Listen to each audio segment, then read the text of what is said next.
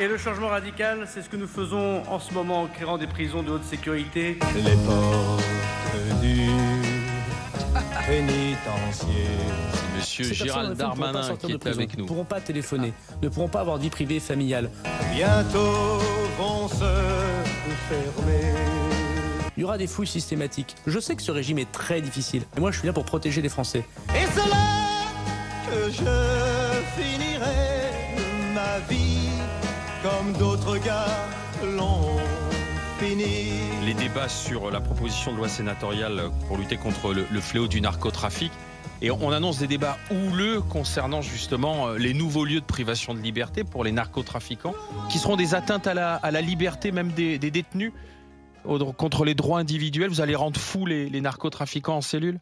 C'est plutôt eux qui rendent fous les Français, puisque quand on voit ce qui s'est passé lors de l'affaire Amra, quelqu'un qui est capable d'organiser son évasion, de faire assassiner, je mets du conditionnel, il n'a pas été jugé définitivement, faire assassiner des agents pénitentiaires de balles de Kalachnikov en pleine journée sur un péage, et voir que pendant 9 mois, il y a 300 policiers qui le cherchent, et c'est ça qui rend fou collectivement.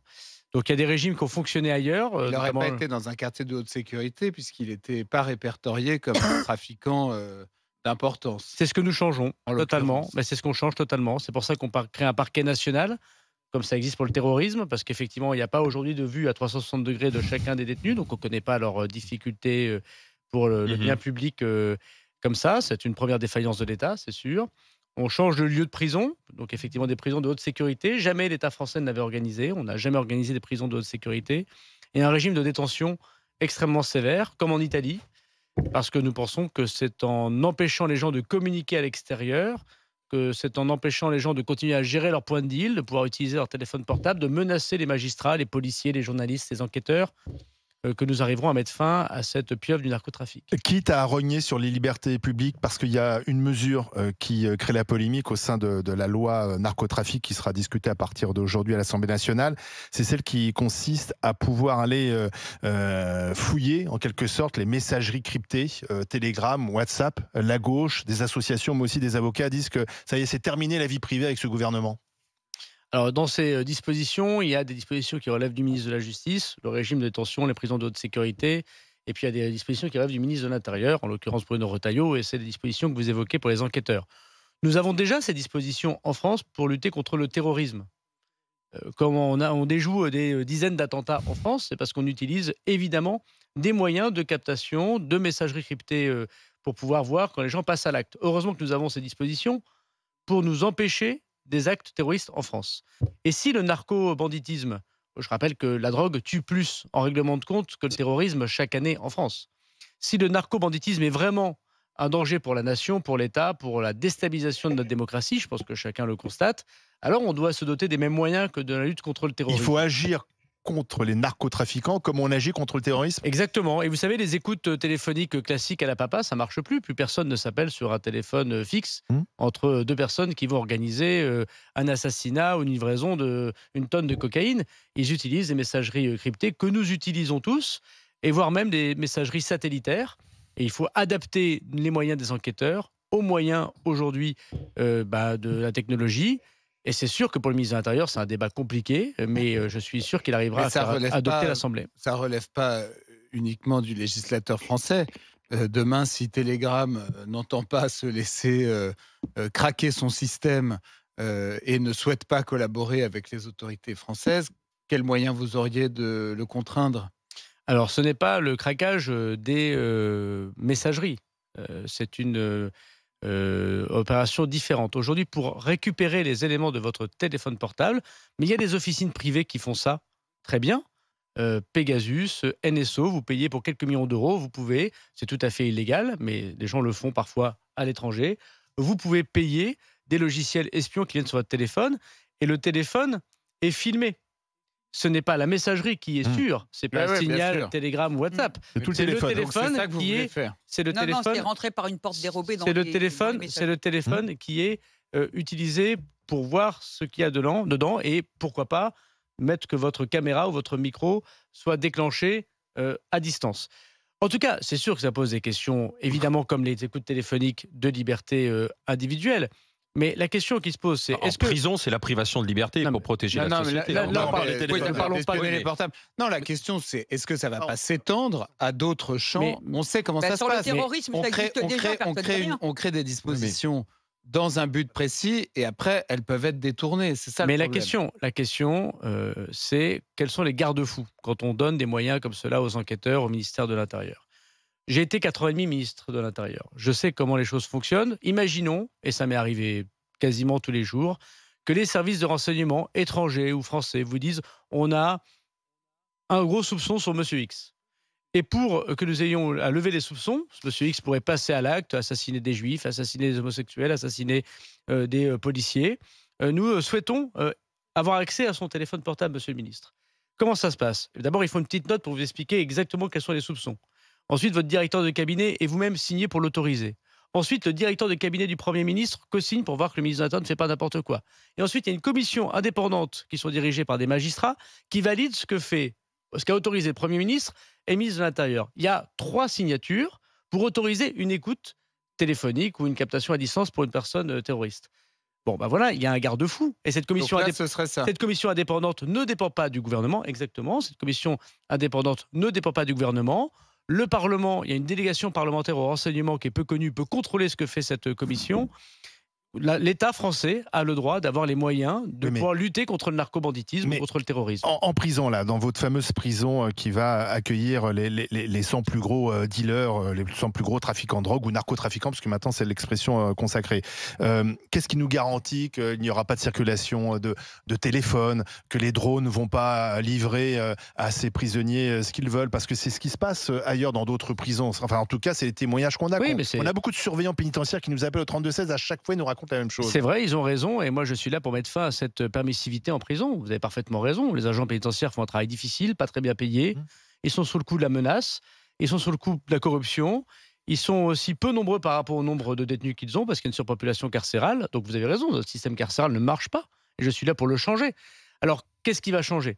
Quand on fera des prisons de haute sécurité, c'est une forme d'appartement témoin. Il faudrait que nous fassions ça sur toutes les autres prisons. Mais j'ai peu de temps, peu de moyens et pas de parlement. Donc, avouez que j'essaie de faire des choses dans des temps réduits, puisque c'est au 31 juillet prochain qu'on aura la première prison de haute sécurité. D'abord, un équipement militaire sur la lutte contre les drones.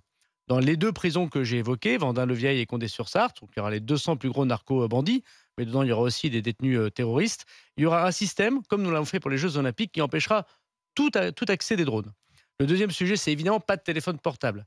La difficulté de pas de téléphone portable, c'est qu'il faut brouiller toutes les G, les 2G, la 3G, la 4G, la 5G, et ils ont même, les détenus, puisqu'ils ont une surface financière très importante, des brouilleurs qui empêchent les brouilleurs de fonctionner. C'est des anti-brouilleurs. Donc il faut vraiment un système extrêmement hermétique, comme une cage de Faraday sur ces 2 prisons, ce sera le cas. Le problème, c'est que vous brouillez aussi les portables des agents pénitentiaires. Parce qu'il y a un autre l'administration. parce que nous mettons en place, c'est pour ça qu'on dépense 5 millions d'euros par prison, un autre réseau de communication. D'accord. Donc, Le troisième sujet, c'est qu'au parloir, on donne les téléphones portables. Aujourd'hui, il faut que les Français sachent que quand un détenu est au parloir, il y a un contact physique avec sa femme, parce que c'est souvent évidemment des hommes qui sont en prison, 95%, avec des personnes qui viennent le voir. Et comme il n'y a pas de fouille systématique, puisqu'une directive européenne l'interdit, il repart avec ce téléphone. Donc il y aura dans des sa fouilles cellule. systématiques ou pas? Oui, pour ces détenus extrêmement dangereux, dans ce régime de détention, il y aura à la fois un hygiaphone qui empêchera d'avoir le contact physique, sauf pour les enfants de moins de 16 ans, parce que là, c'est une obligation de leur laisser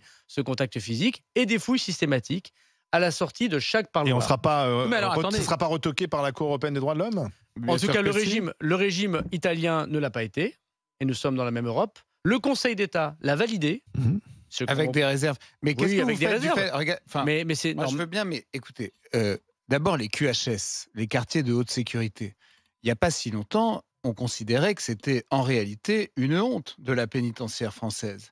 Et c'est Badinter qui les a supprimés. Bon, ça fait 40 ans. Hein. Bah oui, mais Aujourd'hui, je suis Donc, pas sûr que les Français considèrent Oui, que mais c'est une donc, honte. Il n'y a pas si longtemps, ça fait 40 ans. Et puis, ce ne sont pas des quartiers de haute sécurité. Bah que non, nous là, mettons c'est en carrément toute la prison. place. Oui, Mais pourquoi bon, Parce qu'il y a une chose assez simple. vous savez que même Salah Abdeslam a le droit à un parloir physique. Mais vous, ce que vous dites est Vous voyez vrai. ce que je veux dire Mais ce que vous il dites- faut quand même prendre garde. Moi, tout le monde est Ce que vous dites d'accord est vrai, pour lutter mais- contre le narcotrafic, mais est-ce qu'il n'y a pas une forme de démagogie à rentrer dans une espèce de de sadisme pénal, à vouloir déshumaniser les gens, etc. Tout le monde est d'accord pour lutter contre le narcotrafic. Est-ce qu'il faut pour autant créer des fous, en fait? Vous voyez ce que je veux dire? Si vous enfermez les gens, s'ils n'ont plus aucun contact physique, s'ils n'ont aucun contact avec l'extérieur, etc., moi, je crains que ça soit ni utile, ni... et que ça puisse être contre-productif. Alors, si vous avez créé des fous, en fait. Alors, l'Italie a inventé la mafia et elle a aussi inventé l'anti-mafia. L'Italie a mis en place ce système qui consiste à sélectionner, si j'ose dire, 700, 800, un petit millier dans le cas italien, de mafieux dont la dangerosité fait que même en prison, ils continuent à être dangereux. En fait, la prison, aujourd'hui, ne désespère pas les mafieux et les narcobandits. On doit pouvoir réagir à ça. Moi, je veux bien qu'on ait... La suppression du contact physique, si vous faites une fouille à corps systématique, je suis désolé, je ne vois pas l'intérêt.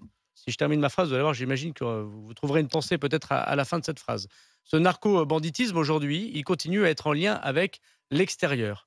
Il y a aujourd'hui de nombreux narcobandits qui assassinent, qui font assassiner des personnes alors qu'ils sont en prison, qui commandent des points de deal à Marseille de leur prison, qui demandent à des gamins de 14 ans d'être des tueurs à gages, c'est ce qui se passe aujourd'hui, qui font assassiner des agents pénitentiaires. Et regardez la Belgique ou les Pays-Bas, avec des beaux discours comme les vôtres, ce sont des États qui ont basculé... Pas des beaux discours. Si, ce sont des beaux discours, mais non, vous avez des jolies mains, mais vous n'avez pas de mains. Il faut juste faire des choses utiles. Mais c'est très utile. Regardez l'Italie, ils ont mis fin à la mafia telle qu'elle existe. Ah oui, la mafia a disparu en Italie. Exactement, ils ont mis fin à la mafia telle qu'elle existe. C'est bien connu. Ben oui, il n'y a plus de mafia en Italie. Non, mais elle a diminué. On est content de l'apprendre. Pardon, il y a eu 60... le pays entier est complètement gangréné par la mafia encore aujourd'hui, monsieur Darmanin. C'est d'ailleurs, il collabore avec nos propres mafieux. On ne serait pas inondé de drogue comme on l'est aujourd'hui s'il n'y avait pas la mafia italienne. Alors, je pense qu'il faut que vous sortiez de Paris parce que si vous allez en Italie, vous verrez. Vous savez. Oui, moi, et je vais notamment dans les prisons. Bon, je vais vous laisser la chancellerie, manifestement. Peut-être que ce serait utile. Oui, mais il faut vous faire élire d'abord aux élections et comme je sais que vous avez perdu, c'est un peu dommage. Donc, mais la seule question, on est bien sur un sujet qui pose question. Ma seule question. Non, mais voyez, c'est vous êtes en difficulté. Avec vos discours. Mais non, je ne peux pas parler, donc je ne peux pas être en difficulté. Moi, je trouve que attendez, Charles, que M. le ministre... En Italie, non, ce n'est pas démagogique. En Italie, il y a eu 60 morts, des magistrats, des hommes politiques, des avocats, des journalistes. Et ils ont mis fin. Il n'y a plus de morts en Italie de la part des narcobandits, de la part des mafieux. Il n'y en a plus, ce n'est pas vrai, parce qu'ils ont mis en place un système, 1, de repentis, et 2, de régime de détention extrêmement dur. Et ça a fonctionné et il est validé par la Cour européenne des droits de l'homme. Aujourd'hui, la France, c'est quoi? C'est un pays où il y a 17 000 personnes dans nos prisons pour trafic de stupes. Chacun voit qu'il y a des téléphones portables, qu'on peut, comme M. Amra, s'évader. 60% des sortants de prison sont en récidive. 60% des sortants de prison sont en récidive. Et on voit autour de nous des pays comme les États-Unis, première cause de mortalité, la drogue, le fentanyl. La Belgique, les Pays-Bas, on assassine des journalistes, on assassine des avocats, on assassine des magistrats. On empêche le ministre de la Justice de pouvoir sortir de son domicile parce qu'ils sont, c'est le cas de mon collègue belge, Van Kickenborg, empêchés dans leur vie personnelle par des narcobandits parce qu'on n'a pas pris des mesures fortes. Et on pourrait basculer. Bien sûr, mais nous en sommes là. Aujourd'hui, la surface financière des narcobandits, elle est immense. Mais oui. Elle corrompt des organes de presse, elle corrompt des hommes politiques locaux, elle corrompt des enquêteurs, elle corrompt des agents pénitentiaires. Cette surface financière, elle permet de faire du recherche et développement. Ils ont les moyens désormais d'avoir des téléphones satellitaires. L'affaire Encrochat ou l'affaire Sky ECC montrent qu'ils ont des réseaux de communication parallèles. Ils font de la recherche et développement sur la drogue de synthèse. La plus grande drogue aujourd'hui, la plus difficile, c'est la drogue de synthèse. Elle est en augmentation de 600% dans notre pays. 600%. Oui, mais d'accord, Monsieur Darmanin, je comprends votre volonté d'être plus dur. Attends, mais c'est bon, on a entendu Charles, d'être plus dur, mais vous oubliez une chose, enfin, vous n'en oubliez pas parce que vous en avez déjà parlé, mais les consommateurs, c'est-à-dire, si ça augmente, c'est qu'il y a de plus en plus de consommateurs aussi. Alors, que fait-on du côté de la consommation de ces drogues qui circulent? Alors, vous avez parfaitement raison, il y a une offre et il y a une demande, et l'une des questions, c'est que l'offre, elle correspond à une demande. Aujourd'hui, les consommateurs, en nombre de Français, ce n'est pas énorme. C'est combien? C'est 1 million de consommateurs annuels de drogue sur 70 millions de Français. Il y a 10 millions de consommateurs de cannabis, monsieur le ministre. Non, il y a une fois dans leur vie, 10 millions de Français qui ont consommé au moins une fois du cannabis. Moi, je pense il y a au moins 1,5 million de consommateurs de cocaïne. Et la cocaïne est encore un autre sujet, mais effectivement, c'est un sujet. Donc le cannabis, c'est 1 million. Mais le cannabis, il y a 1 million de consommateurs, toutes drogues confondues, qui consomment de la drogue de façon périodique. Bon.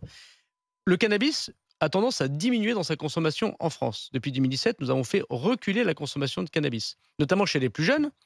En 2017, les collégiens français étaient les premiers consommateurs de cannabis. Aujourd'hui, c'est les 11e d'Europe. le cannabis, c'est plutôt désormais une drogue. Comment pouvez-vous avoir des chiffres si précis c'est le ministère de la Santé. Sur quelque chose qui est illégal et donc qui repose sur du déclaratif Non, c'est le ministère de la Santé, c'est l'OFTD. Il suffit de consulter sur Internet. Donc ça a diminué chez les collégiens. Ils font des tests. Je consulte mes chiffres. Ils font des tests chaque année auprès d'une cohorte de collégiens. En revanche, ça diminue chez les collégiens. En revanche, il y a une augmentation de la cocaïne, de la consommation de cocaïne, du fait notamment que le prix s'est écroulé. Et pourquoi ? Parce qu'il y a une surproduction de la cocaïne, notamment en Amérique du Sud. On voit bien ce qui se passe en Amérique du Sud. Les Américains s'y intéressent beaucoup moins. Il y a le Venezuela, la Colombie. Ça pose des tas de problèmes, et notamment de surproduction. Le gramme de coke a diminué. Il y a une augmentation de l'héroïne. Le fait que nous sommes retirés, notamment les Américains, d'Afghanistan, premier producteur d'héroïne, fait qu'il y a aussi une consommation plus forte d'héroïne. Et surtout, il y a une explosion de la drogue de synthèse. Des méthamphétamines, de l'ecstasy, de manière générale, de la drogue de synthèse, qui touche le monde entier. Encore une fois, le fentanyl aux États-Unis, c'est la première cause de mortalité. Et donc, notre travail, c'est de comprendre que les organisations criminelles, ce n'est pas simplement des gens qui vendent quelques grammes de cannabis en bas d'un immeuble. Ce sont des gens qui ont beaucoup d'argent pour faire de la recherche et développement et aller vers des drogues plus dures, comme la cocaïne, l'héroïne et surtout les drogues de synthèse. Notre ennemi premier, c'est les drogues de synthèse. Et ça, vous ne cassez ce modèle économique qu'en cassant les patrons de ces organisations, et notamment les narco-bandits, en cassant leur patrimoine, parce qu'ils ont leur argent ailleurs. D'accord, mais les consommateurs, on punit pas les consommateurs. Mais si, c'est pas un texte pour les consommateurs. D'accord, mais le consommateur, le consommateur, c'est un délinquant ou c'est un homme malade de ses addictions? C'est les deux. On peut être totalement en addiction et délinquant. Comment on doit agir? Est-ce qu'on doit agir parce que c'est un délinquant et donc l'enfermer ou le punir, ou est-ce qu'il faut l'aider à se soigner? On doit agir des deux côtés. On doit, d'une part, évidemment, non seulement le verbaliser, mais l'incriminer lorsqu'il est consommateur. Bien évidemment, c'est lui qui est responsable. Et on le fait suffisamment. Mais donc vous allez faire évoluer la loi, parce que pour l'instant, en pratique, il y a une espèce d'impunité pour le consommateur. Il y a une répression c'est une amende forfaitaire sur le trafiquant qui est bien normale et bien compréhensible, mais pour le consommateur, il y a une espèce d'impunité de fait. Alors, ce n'est pas tout à fait vrai. Il y a effectivement une amende pénale que d'ailleurs j'avais mis en place quand j'étais ministre de l'Intérieur, qui n'est pas simplement une amende, qui est aussi une inscription sur le casier judiciaire. Et lorsque vous en avez connu une deuxième, vous êtes en incrimination pénale. Ce n'est pas une amende qu'on met en récidive, c'est une amende qu'on met pour la première fois. Le deuxième sujet, c'est effectivement le sujet de l'addiction. Et ce qui manque dans notre droit, c'est l'injonction de se soigner. Il n'existe pas d'injonction de se soigner. Alors, c'est caricatural avec les craqueux à Paris, par exemple, où là, c'est vraiment une addiction extrêmement profonde, où les auteurs sont très malades et par ailleurs commettent énormément d'actes criminels et délictuels. Mais je pense personnellement que toute personne qui est prise à prendre de la drogue, responsable d'une grande partie des accidents de la route aujourd'hui, doit avoir des injonctions de se soigner, être considérées comme des personnes malades, en effet. Et ça ce n'est pas dans la notre droit. Et donc, avec le ministre de l'Intérieur et le ministre de la Santé, nous y travaillons et j'espère que le Parlement nous permettra, après ce texte sur les gros narcotrafiquants, de parler des consommateurs.